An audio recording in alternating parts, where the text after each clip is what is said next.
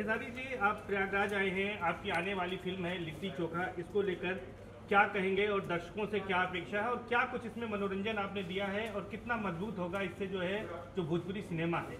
सबसे पहले इस चैनल, जितने भी हमारे पास चैनल हैं, सबका नाम तो नहीं ले पाऊंगा, बट जितने भी चैनल हमारे पास है सबको पैर छू के प्रणाम। चैनल आप लोग मीडिया प्रभारी जो होते हैं वो कहीं ना कहीं आईना की तरह होते हैं, तो हम आपका मैसेज देना लोगों के लिए बड़ा लाभदायक होता है। और जहाँ तक लिट्टी चोखा का सवाल है, तो लिट्टी चोखा हमारे जीवन से जुड़ी हुई है।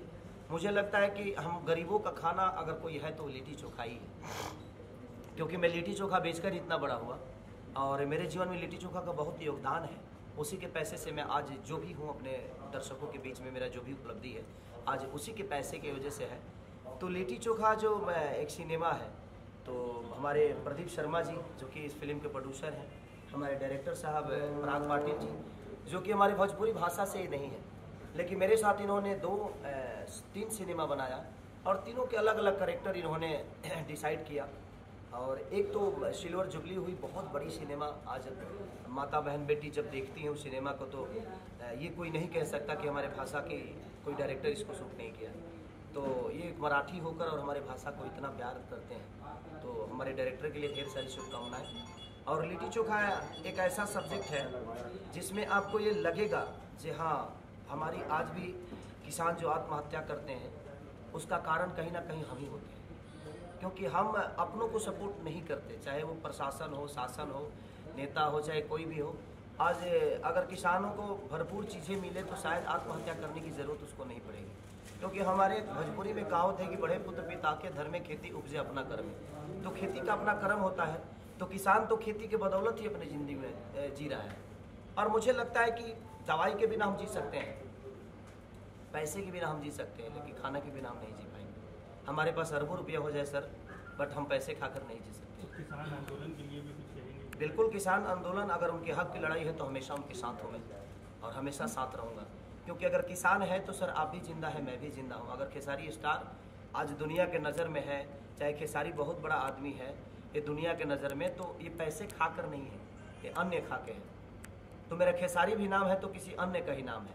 खेसारी एक अनाज होता है, दाल होता है, खाने से पेट खराब हो जाता है कि मैं देखिए चाना की तरह बिक रहा हूँ। मेरा आज उपलब्धि लोगों के नज़र में चाना की तरह है, तो एक खेसारी को लोगों ने चाना बना दिया, एक किसान के बेटा को। तो किसानी कैसे होती है, खेती में कैसे अन्न उपजाया जाता है, ये मैं जानता हूँ, क्योंकि मैंने खेती की है।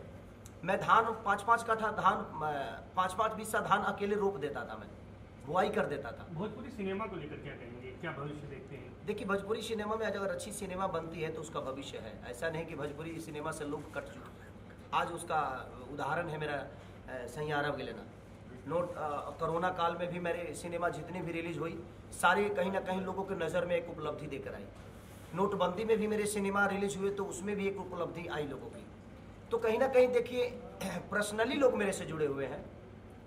और मैं आज आपको एक बताता हूँ, 6.5 करोड़ जनता जो बिहार की और यूपी की है वो मेरे से रियल बात करती है, फेस टू फेस मेरे से बात करती है, और मैं उनकी हमेशा दुख सुख में हमेशा खड़ा रहता हूँ। और मेरे बच्चे ऐसे कुछ हैं जो कहीं भी आपदा हो जाती है तो सिर्फ देखिए, एक स्टार बनने से आदमी की उपलब्धि नहीं पैदा होती है, मनोरंजन तो हर आदमी कराता है, लेकिन मैं कुछ अलग काम करता हूँ। मैं लोगों की मदद में हमेशा खड़ा रहता हूँ, चाहे वो बाढ़ आ जाए, चाहे कोई भी आपदा अगर आती है हमारी जनता पे, तो सबसे पहले नज़र मैं आता हूँ, क्योंकि मुझे खुशी मिलती है। लिट्टी चोखा को लेकर क्या